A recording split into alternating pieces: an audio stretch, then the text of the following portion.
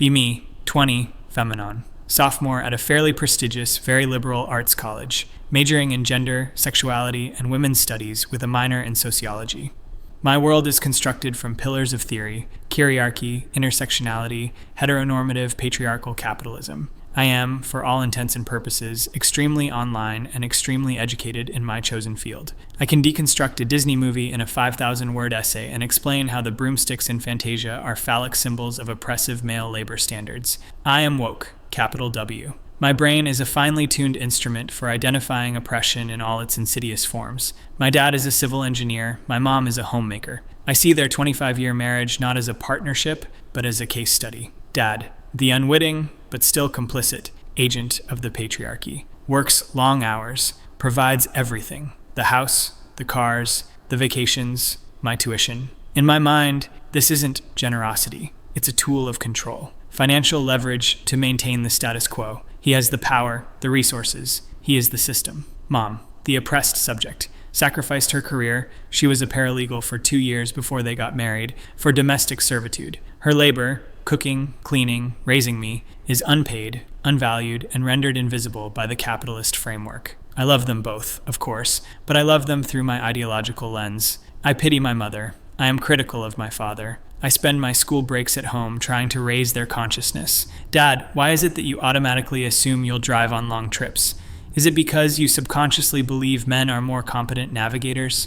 Mom, you shouldn't have to ask for money for groceries. You should have your own independent bank account. This is a classic example of financial abuse. My dad would just sigh and rub his temples. Chloe, please, I'm tired. Your mother has her own credit cards. She can buy whatever she wants. I'd scoff. Credit cards you pay for, Dad. That's not independence, that's an allowance, it's infantilizing. My mom would just smile vaguely and say, "Oh, it's fine, honey, your father is very generous." See, she's so indoctrinated she can't even recognize her own subjugation. My work is cut out for me. The summer after my sophomore year, the incident. It's a stupid fight. Something about my dad wanting to go on a fishing trip with his buddies and my mom wanting to go to a wine tasting festival in the next state over the same weekend. It escalates. I'm in my room, listening. My laptop open to a Judith Butler PDF. I hear my mom's voice get higher, thinner. You never consider what I want. It's always about you, your hobbies, your friends. I hear my dad's tired, gravelly voice.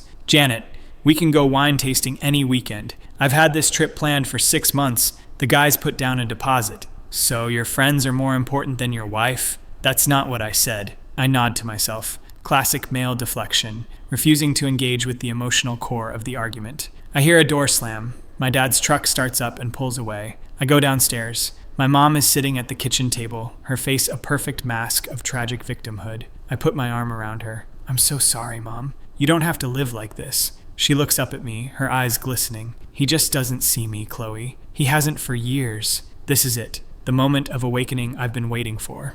I spend the next 2 hours feeding her lines from my textbooks. Mom, this is the culmination of years of microaggressions. Your emotional labor has been consistently devalued. You have a right to self-actualization outside of your role as a wife and mother. It's like I'm a priestess, anointing her with the holy water of feminist theory. She soaks it all up. 2 days later, when my dad gets home from work, she's packed a bag. She's got a steely look in her eye I've never seen before. She tells him she's leaving him. She's going to stay with her sister, my Aunt Carol. My dad looks like he's been punched in the gut. His face goes pale. Janet, what? Over a fishing trip? We can talk about this. No, David, she says, her voice dripping with newfound strength I secretly believe I gave her. It's not about the fishing trip. It's about a systemic pattern of neglect and emotional invalidation. She used my words. My heart swells with pride. I'm a liberator. My dad looks from her to me, a flicker of understanding and deep hurt in his eyes. He sees my hand in this. Good. Let him see it. Let the patriarchy see the face of its own undoing. I stand next to my mom, my arm linked with hers, a picture of female solidarity. He just shakes his head, looking old and defeated. I don't understand. You don't have to, I say, my voice colder than I intended, but you will respect her decision. The next few weeks are a blur. Mom gets a lawyer, not just any lawyer, a woman named Ms. Albright. She's a shark. Sharp suit, sharper haircut, a smile that doesn't reach her eyes. Her office is all glass and steel. Mom and I go to the initial consultation. Ms. Albright listens to my mom's story, which has now evolved. It's not just neglect anymore. Now it's emotional abuse. Coercive control. Ms. Albright nods, taking notes. And the finances, Janet. Tell me about the finances. Mom explains the arrangement. He makes the money, he pays the bills, she has credit cards. Ms. Albright leans forward.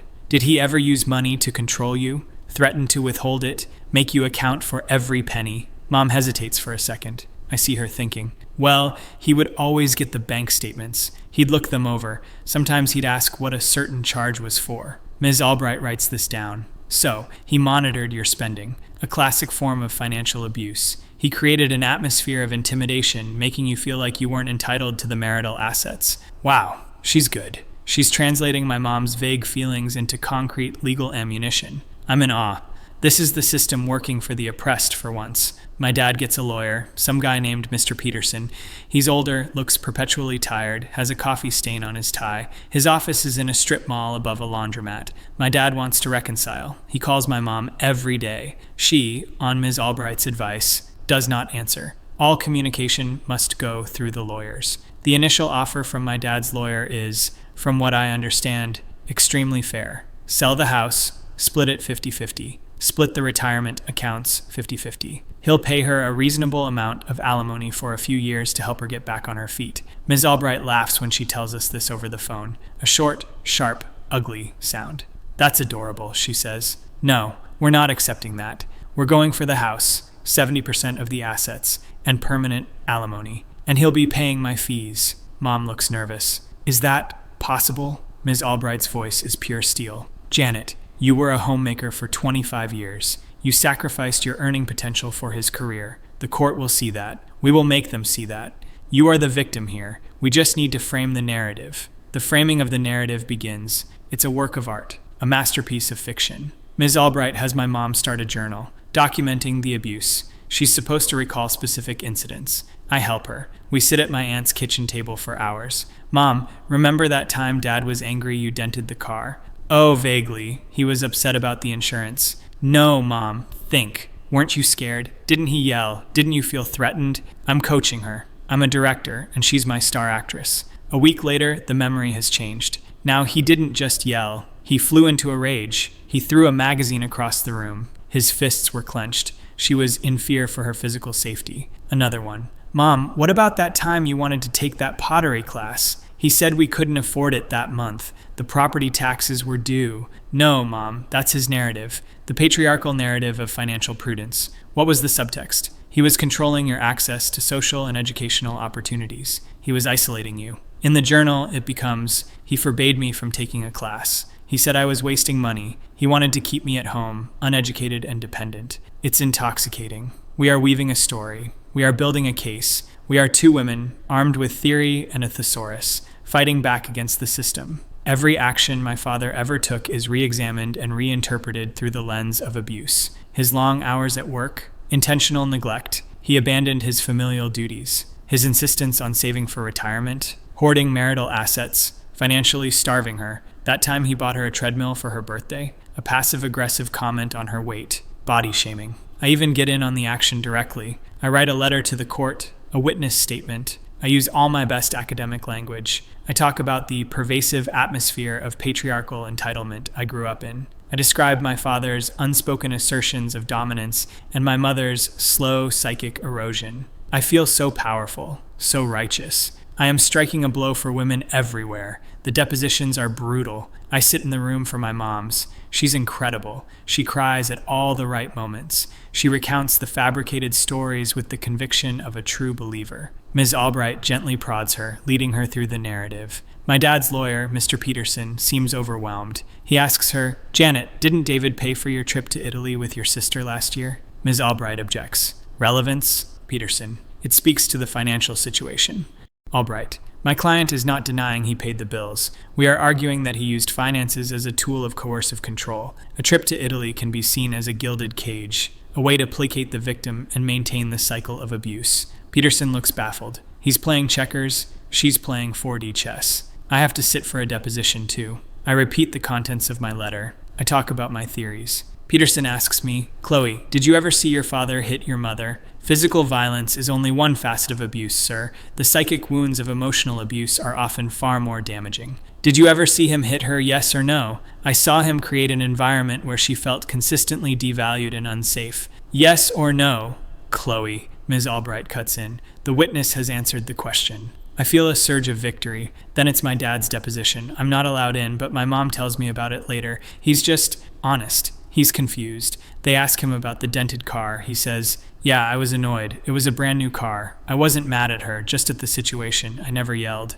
They ask him about the pottery class. He says, "I have the bank statements. We had a huge tax bill that month. I told her we could sign her up the next semester. She said it was fine." They ask him about his long hours. He says, "I'm a senior partner at my firm. It's a demanding job. I did it so Janet wouldn't have to work, so Chloe could go to any college she wanted without debt. I thought I was doing the right thing." My mom and Ms. Albright are gleeful when they recount this. "He's admitting everything," my mom says. "He's handing us the rope to hang him with," Albright says with a smirk. "He's a typical man. He thinks facts matter. In family court, Janet, feelings are facts." The court date is set. Months have passed. My dad has aged a decade. He's lost weight. There are deep, dark circles under his eyes. He's moved into a sad little furnished apartment. He tries to talk to me when he drops off some of my old textbooks. "Chloe, none of this is true. You know that, right? I love your mother. I love you. I don't understand why this is happening. I look at this man,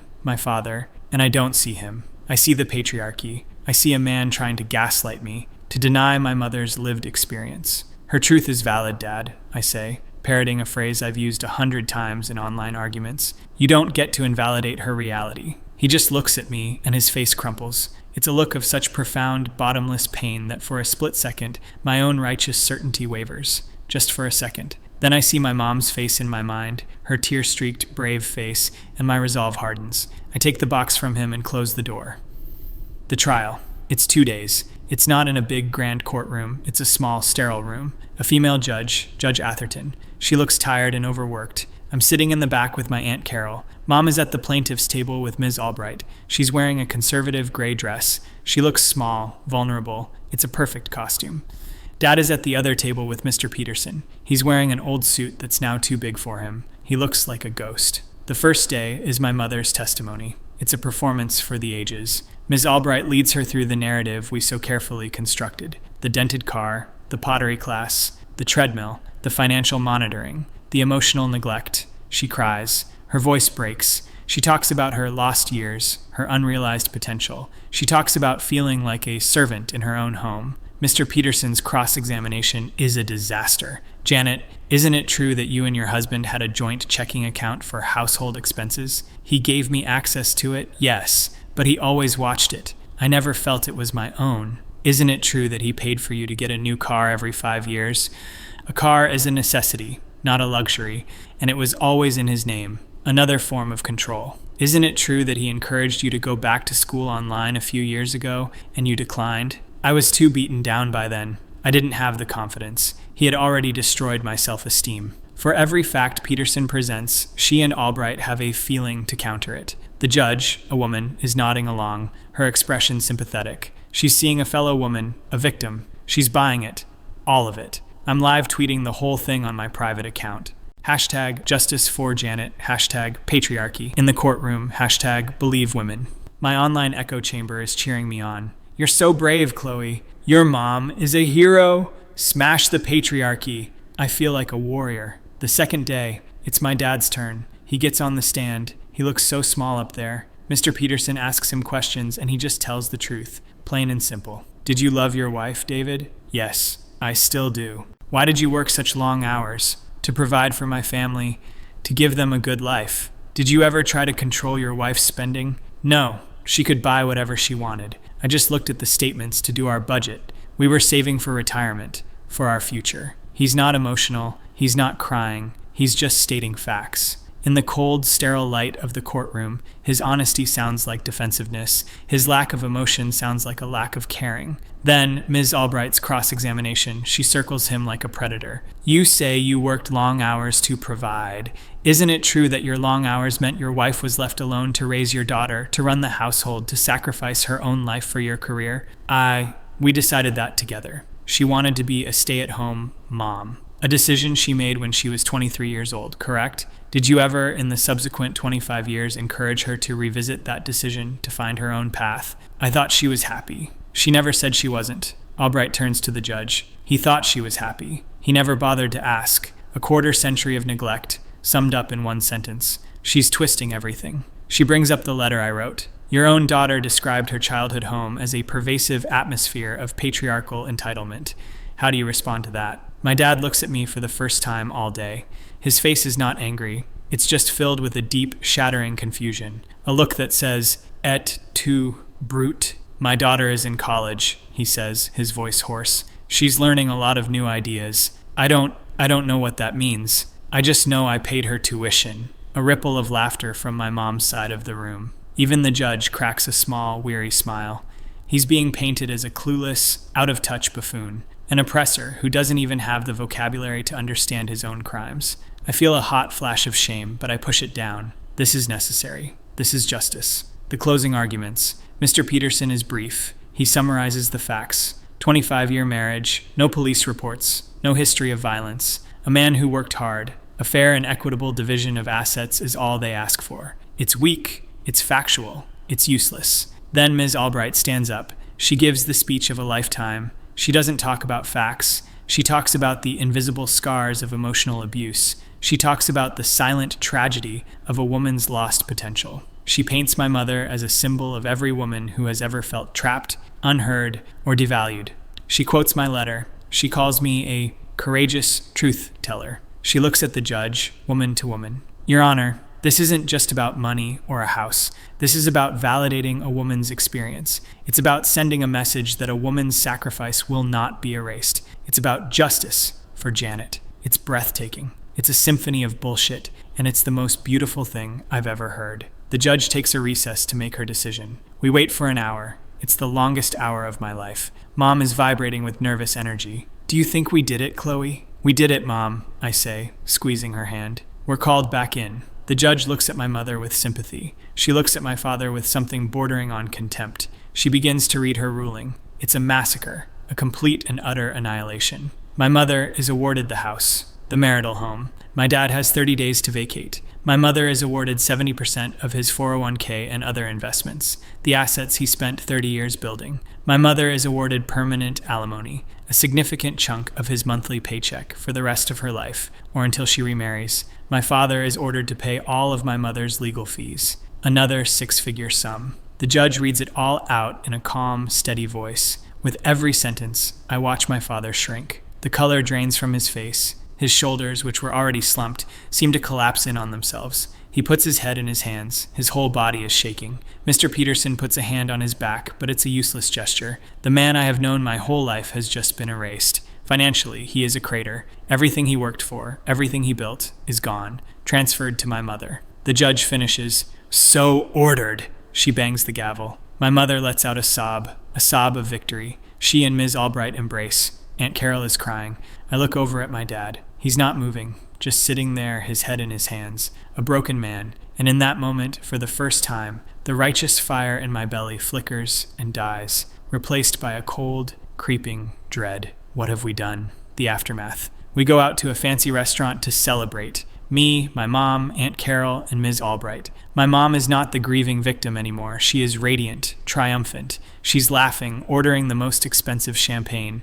I can't believe it, she keeps saying. I have the house. It's my house. Ms. Albright raises her glass. To new beginnings, Janet, and to a very comfortable future. They start talking about what my mom will do now. Redecorate the house, go on a cruise, maybe buy a condo in Florida. There is no talk of her getting a job, no talk of her self-actualization. This wasn't about liberation, it was a heist. I feel sick. I pick at my food, the celebratory atmosphere feeling like a funeral. I think about my dad, alone in his sad little apartment, with nothing, less than nothing. He's in debt up to his eyeballs. I excuse myself to the restroom and throw up.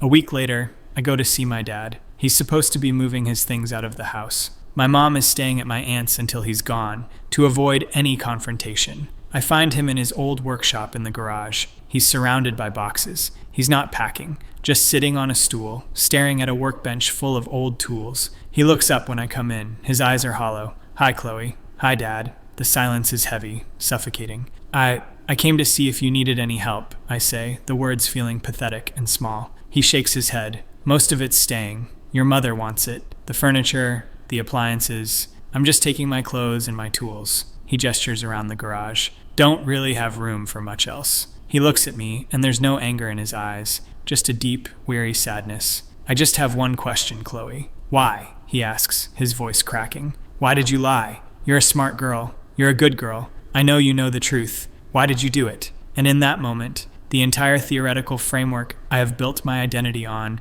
shatters into a million pieces. The jargon, the theories, the righteous anger, it's all meaningless in the face of this simple, devastating question. I lied because I was arrogant. I lied because my ideology demanded a villain, and he was the most convenient one. I lied because I got caught up in a story, and I chose my side without ever looking at the facts. I lied because I helped my mother destroy him, and I called it empowerment. Tears start streaming down my face. Real, hot, shameful tears. I'm sorry, I sob. Dad, I'm so sorry.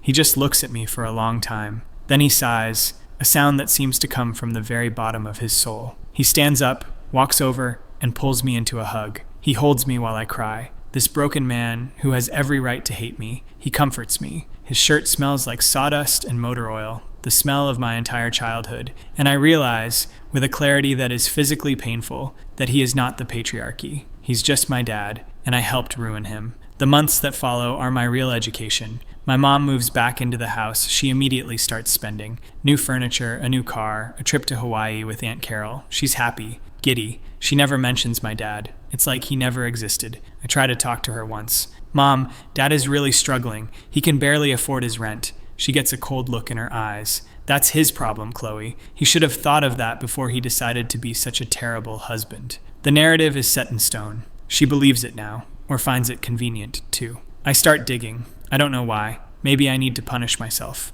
I go through old photo albums, pictures of my dad teaching me to ride a bike, holding my mom's hand on vacation, smiling at my high school graduation, a man who looked so happy, so proud. I find an old box of financial records he left behind. I see the statements for the second mortgage he took out to pay for the new roof. I see the receipts for my braces, my summer camps, my first car. I see the paperwork for a life insurance policy that listed my mom as the sole beneficiary, one he'd been paying into for 25 years and was now worthless because it was a marital asset she cashed out. It's all there. A quarter century of sacrifice, documented in paper and ink, a story completely different from the one we told in court. I drop out of the gender studies program. I can't stand to be in those classrooms anymore. I can't listen to the theories without feeling my own hypocrisy like a physical weight. I switch my major to accounting. I want to understand numbers. Numbers don't lie. I get a part-time job. I give most of the money to my dad. It's not much, but it's something. He never asks for it. He's too proud.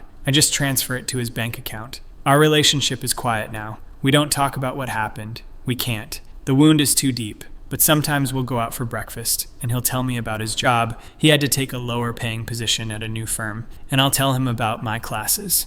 And sometimes I'll see a flicker of the old dad in his eyes, a brief spark of light before it's extinguished by the weariness that now lives there permanently. I'm 22 now. I'll be graduating soon.